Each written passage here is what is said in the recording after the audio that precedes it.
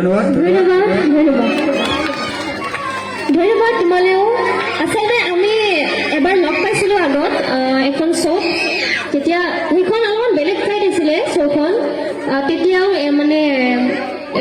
গান গাইছিলে এখেতে আৰু খুব ভাল হৈছিলে আৰু এখেতে খুব ভাল গান গায়ো খালি অকণমান ক'ৰবাত খেলি মেলি এটা আছে তেওঁ নিজেও গম পাইছে সেইটো গতিকে জোৰদাৰ